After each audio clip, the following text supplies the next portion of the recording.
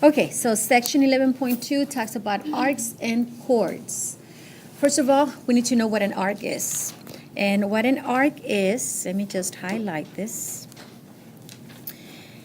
Okay, it says a central angle is an angle whose vertex is the center of the circle. So this is the central angle right here, 93 degrees.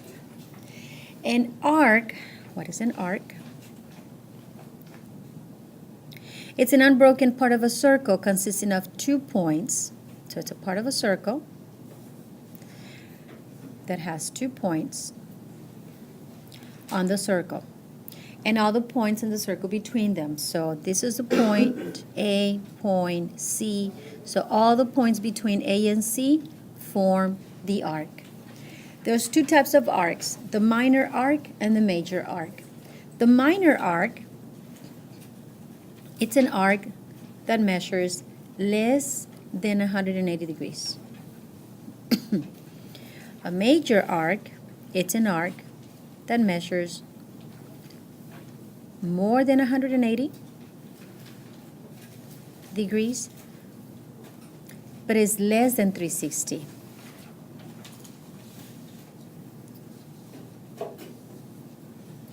So that angle, that arc, the measurement of the arc, it's less than 360, but it's more than 180. And the minor arc, it's less than 180, but it's more than 0 degrees.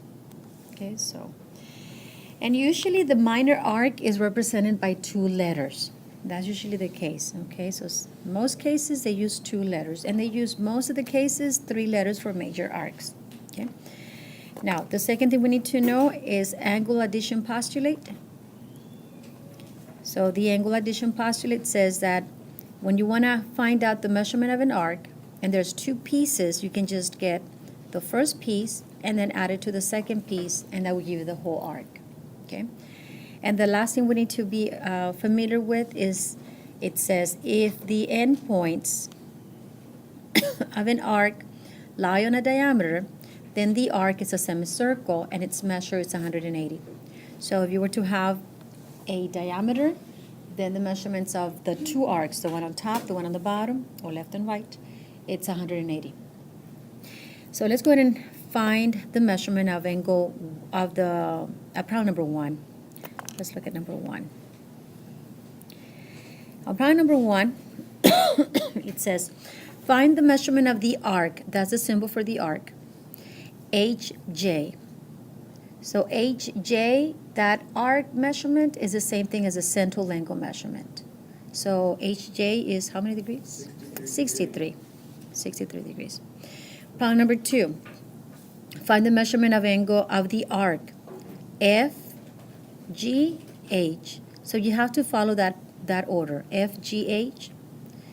Okay, so any suggestions on how to get that answer? Yes, sir. You add 63 and 65 Okay. together and subtract from 180. Sure. We can add 63 plus 65. That is 128. And then that 128, you suggested to subtract it from 180. And that is 52 degrees. Okay, so then that is 52 degrees. And the measurement of the arc FGH, what would that be? There you go. 52 plus 65, add them up, and that's 117 degrees. Sure, that would be one way of getting that answer. Is there another way to get that answer? Definitely. And an easier way to get it. Really? Yeah. Which way? Okay. Well, what you need to do is just keep in mind that this arc right here, it's 63. So 180 minus 60. That's right. So the semicircle, which is this one, okay, it's 180. So if I take away that piece, that would be 180 take away that piece that is 63, and that's 170. And that is the remaining arc, which is the same, okay? So that's another way of getting the answer. Let's go ahead and try number 3 and number 4. Problem number 3. It says find the measurement of the arc CDE. You start at C, pass through D, stop at E. Any suggestions on how to get that answer? What's the answer? Yes. Well, C and D are, isn't it 90 degrees? CD, it's 90. That is So right. then you would subtract it from 180 and then you would divide it in 2? Well, they're not saying that these are equal, so I cannot really divide it by 2. Why don't you have to subtract 90 from 180? You want to subtract 90 from 180? For what? That would be 90. 180, subtract 90, and that would be 90. So 90 could be all of this here. Or isn't B, A, and D the same thing? Okay, I like that. BA, okay, BA is the same thing as DE by the vertical angles theorem, right? So that is 40 degrees. Okay. So what is the measurement of? So then you have to subtract 40 from 90. 90 there. And No, CDE. You just add 90 and 40. Okay, I'm losing track here. CDE is supposed to be this part right here, right? So you just add 90 and 40. You just add them up? Oh, yeah. Okay, so we just add up those two, the 90 plus the 40, and that is 130. This is an arc, so it's 130 degrees. Miss, why did you subtract 180 and 90? 180 and 90, I was just following instructions. No, I was wrong. But Sorry. because you could have done it like that too, right? Yeah, and then you could have. Subtract this right here, and then that was 50, and I was like, well, that's going to help us. For what? Probably for number 4. I don't know what I was thinking. But it's okay, you know, we were trying stuff. You would have So subtracted the 90 and the 50 from the 180. Yeah. Giving you the 40. the 40 also, yeah. So 90 plus 50 is 130, subtract from 180, and that would be the 40. 150 plus 90, 140, subtract from 180 is 40. Another way of doing it. Okay. Don't laugh, Shayna. So, okay. She's going to be listening to this one. Okay, so let's go ahead and work on the next problem. BCD. Here you go. So, is that 50 necessary? Yeah, we already have it, so it's 50 plus 90. 50 plus 90, and that is 140. So it was a good idea. You know, it was a good idea to find it because now we need it for number 4. Okay, next problem, number 5 and number 6. Go ahead and give it a try. You do those 2 problems, see what is it that you can do. And Miss, why'd you put the arrow? Or what is that? because when she was talking about, you know, why doing that, I said maybe because we need it for number 4, and I pointed to number 4. Oh. So on the back of the paper, copy the circle. And the circle has 25% for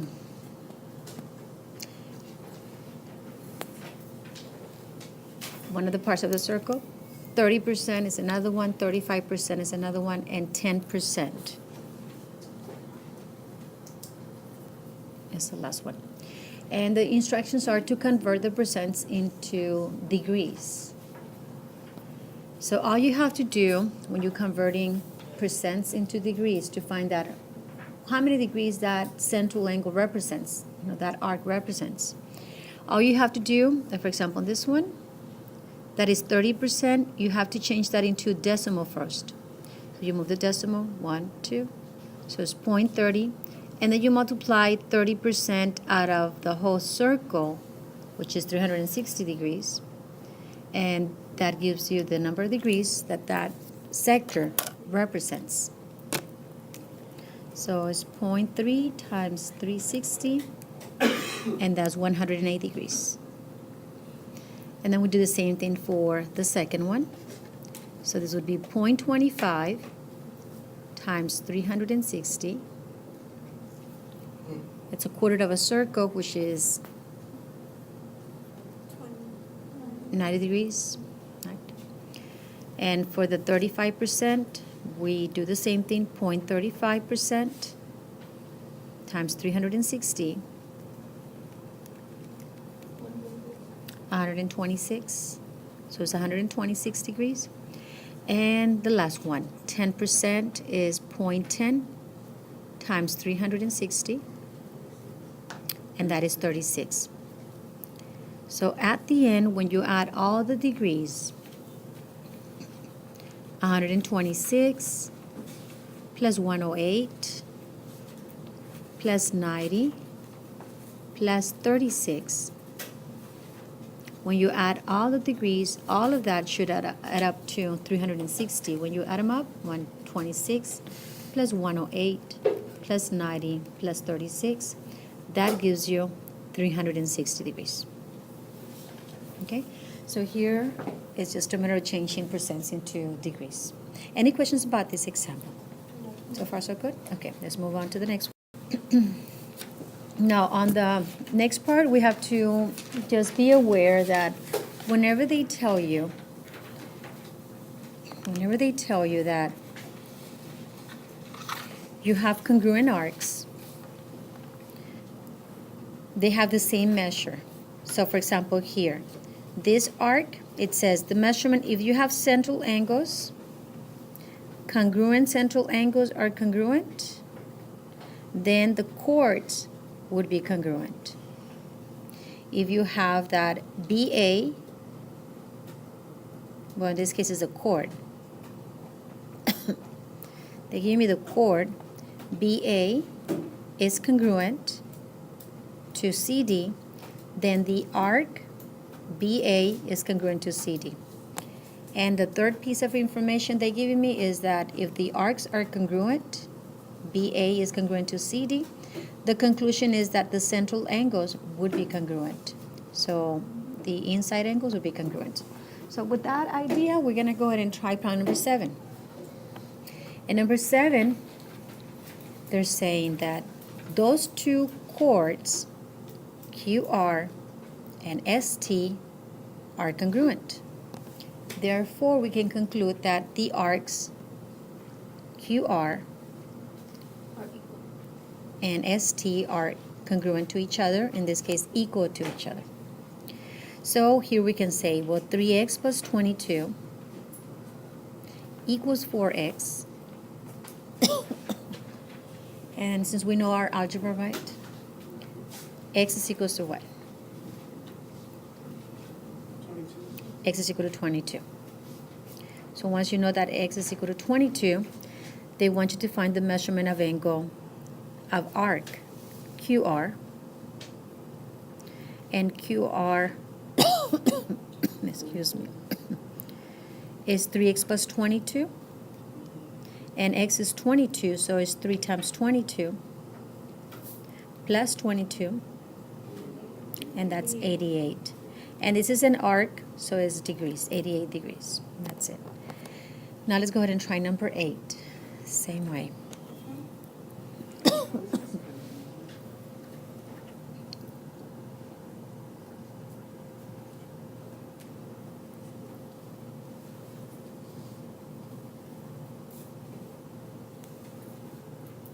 Let's try number 8. So in number 8B, we're going to draw two circles. One of the circles, has the angle ABC, and it has a chord that is x squared. Okay, so that chord is x squared. On the second circle, we're going to have a central angle that is congruent to that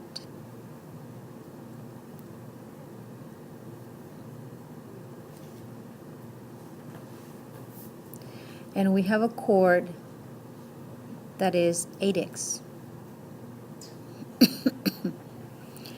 And we need to find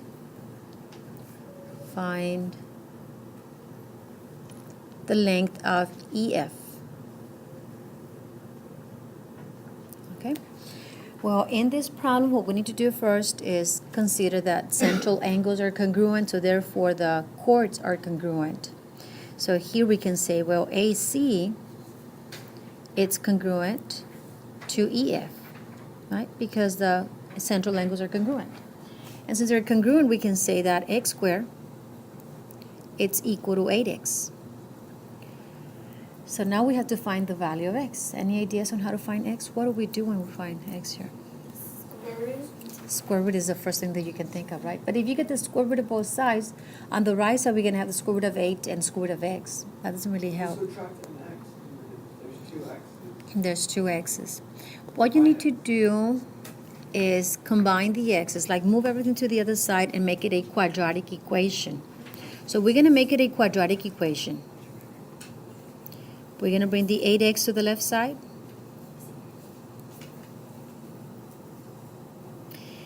And then that's going to give us an x squared minus 8x.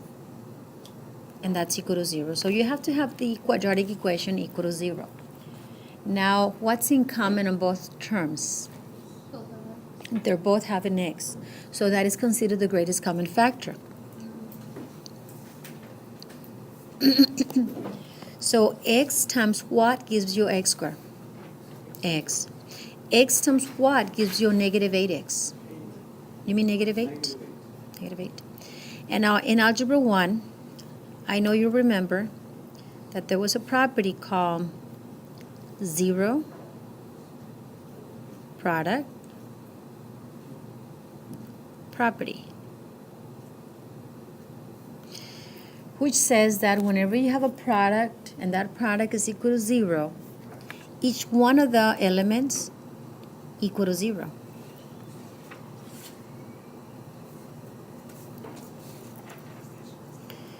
So here, when you try to solve for the x, one of them is equal to 0.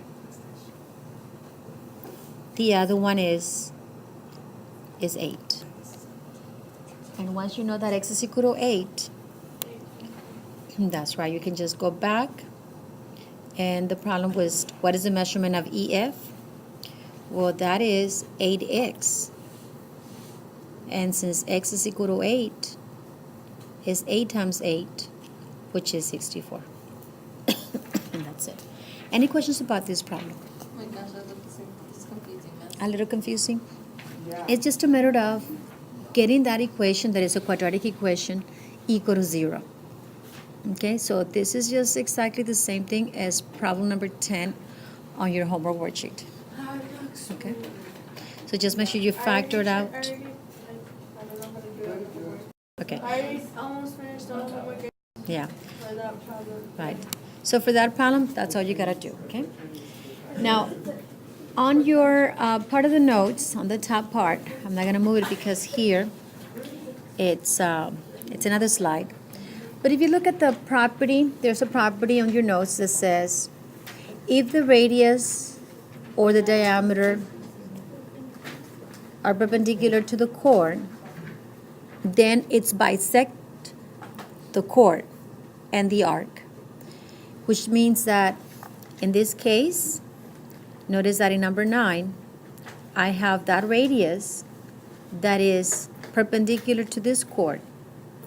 So what that is saying is that it's going to cut the chord into 2 equal pieces. Now, something that students forget is that this is called what? What is this? It's a radius. So how much is from L to P or from L to N? How much is that? What's the length? What is LP or the length of LN? Oh, the way to do it. Yeah, don't we do 6 and then don't we do the projector? Yeah.